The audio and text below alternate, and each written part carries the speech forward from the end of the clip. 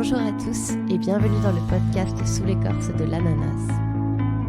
Ici, on va parler de l'anxiété avec compassion, douceur, humour et sincérité. Épisode 1. Nos toiles d'araignée gelées. Reconnaître l'anxiété.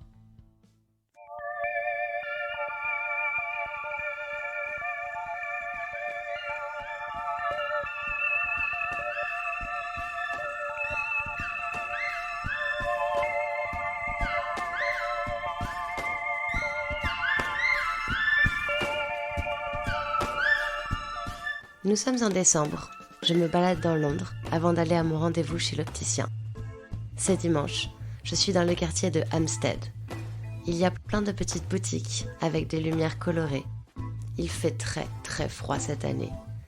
Il y a une buée épaisse qui me cache ma vision. Moi, je suis emmitouflée dans mon gros manteau chaud, ma tête sous mon bonnet et mes gants me recouvrent mes petits doigts froids. En marchant, je remarque les toiles d'araignée qui ont gelé un peu partout. On les voit sur les buissons, les grilles des maisons, les toits des abribus, entre les barreaux de l'entrée d'un parc. Elles descendent des poteaux électriques et des panneaux stop. Et je ne peux m'empêcher de me dire que c'est un peu comme nous en fait, comme nous les anxieux. On est un peu partout, mais c'est seulement de temps en temps, lors de grands changements ou chamboulements, qu'on commence à voir nos souffrances. Nos blessures se gèlent et deviennent palpables. C'est quand elles deviennent visibles pour nous qu'on peut commencer à l'appréhender.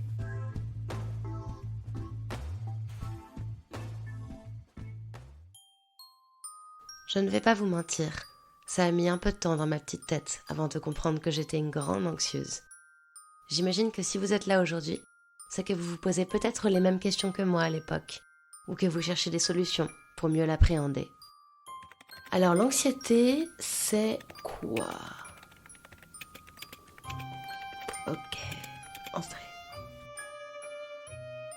Quand je recherche sur Internet, je retrouve beaucoup les notions de trouble, une réaction, une maladie, une émotion, un état psychologique, un sentiment. J'ai demandé à mon entourage aussi s'il pouvait définir l'anxiété en un seul mot. Alors pour moi, l'anxiété, ça peut représenter l'inquiétude. Le manque de contrôle.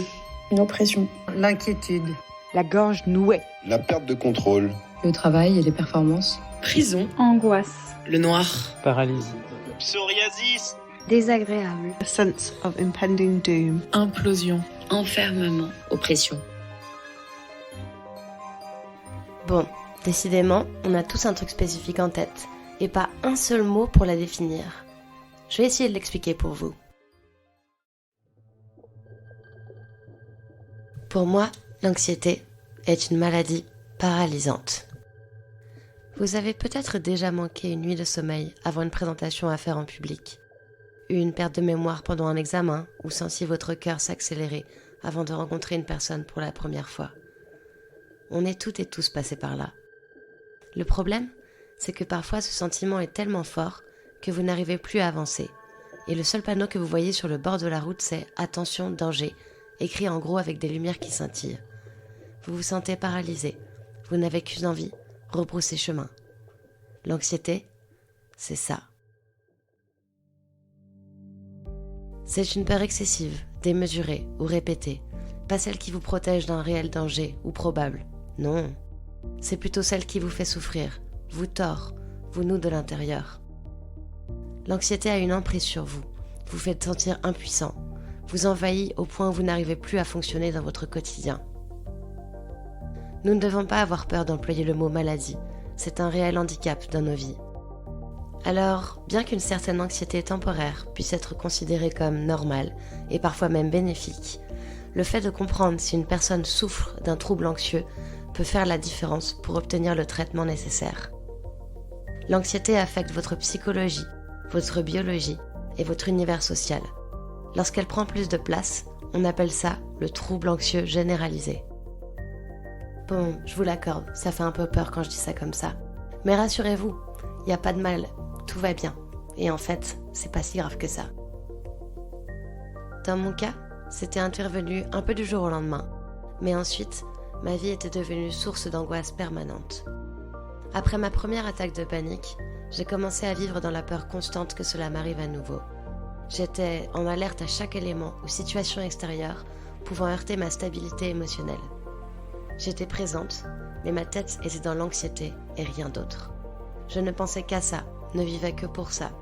Chaque décision de mon existence était basée sur l'anxiété et comment l'éviter. Comment passer une bonne journée, comment m'assurer d'être calme et tranquille. Comment parler sans avoir l'impression que je passe pour une dingue. Comment vivre sans tremblement soudain, comment dormir, comment voyager, comment aller travailler, comment prendre les transports en commun, comment gérer mes relations amoureuses, comment voir mes amis sans paniquer, comment vivre. C'était pénible. Je pense que dans certains cas, l'anxiété arrive beaucoup plus jeune. L'aspect héréditaire est important. Il n'est pas rare que l'anxiété se transmette dans les familles. Dans mon cas, je pense qu'avec les années, elle a été nourrie par différentes expériences, pouvant avoir été traumatisantes, et donc s'est fait une bonne place au chaud. Lorsque j'étais petite, je me grattais les jambes jusqu'au sang lorsque j'allais à mes cours de flûte traversière.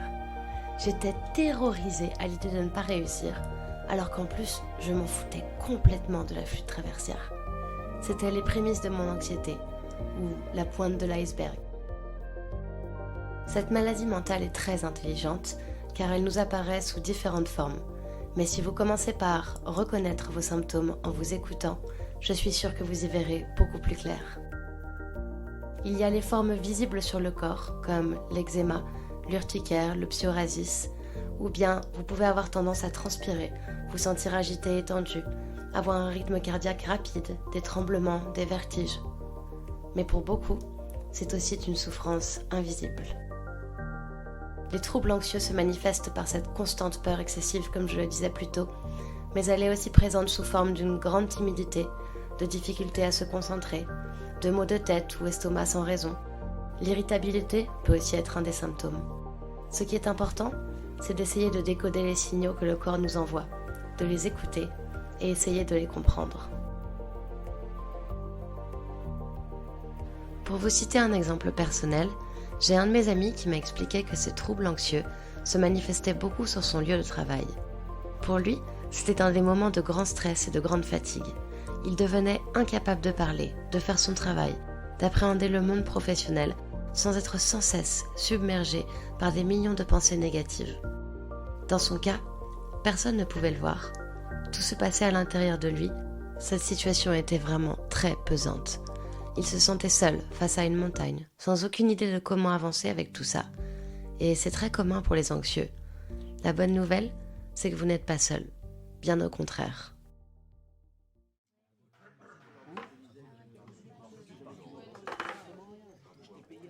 Il y a quelques années, je discutais avec ma copine Juliette à ma soirée d'anniversaire. On l'avait fêté dans ce petit bar à côté de la maison. C'était le week-end d'Halloween, donc on était tous déguisés. Ça aurait pu être une super soirée, mais j'étais une nouvelle fois hyper mal physiquement à cause de mon anxiété. J'avais des moments flous, des vertiges. Je n'avais pas vraiment envie d'être là, pas envie de faire la fête. J'étais en grande détresse psychologique et physique depuis plusieurs semaines. J'avais pris quelques distances avec mes amis à cette époque. J'essayais de contrôler l'anxiété par l'évitement. Je ne sortais pas, ou peu, et me confrontais donc moins au potentiel danger. Finalement, ce soir-là, elle est venue me trouver, et avec ses grands yeux verts pleins de tristesse, elle me demanda « Mais Cam, tu nous aimes plus ? On ne te voit plus du tout ces derniers temps. On a fait quelque chose de mal ?» Aïe aïe aïe. Ça, c'est le problème quand on n'explique pas ce qui se passe. Les gens se font des idées hyper rapidement. J'en parlerai plus en détail, le 3 janvier, du comment en parler à son entourage. Mais la semaine prochaine, je vous retrouverai pour un épisode court à la rescousse. On y découvrira une technique pour soulager de l'anxiété. J'imagine qu'avec les fêtes de fin d'année, on peut parfois se sentir un petit peu trop chamboulé. Si vous avez aimé ce podcast, dites-le moi avec des étoiles. Vous pouvez également nous suivre sur Instagram à Sous l'écorce de l'ananas. Merci beaucoup pour votre confiance. Et n'oubliez pas, il y a plus que l'anxiété sous l'écorce de l'ananas.